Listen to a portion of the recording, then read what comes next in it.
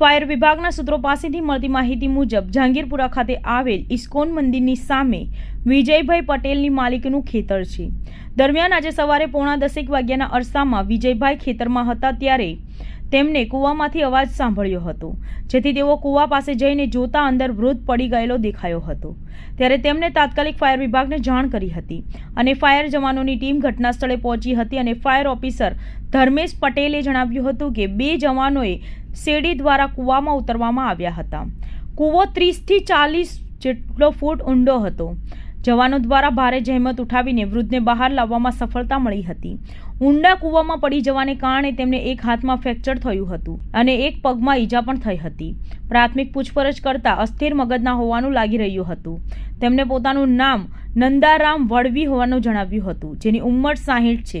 જોકે સરનામું બતાવ્યું ન હતું. તેઓ કૂવામાં કઈ રીતે અને ક્યારે પડ્યા હતા તે બાબતે પણ જાણવા મળ્યું ન હતું.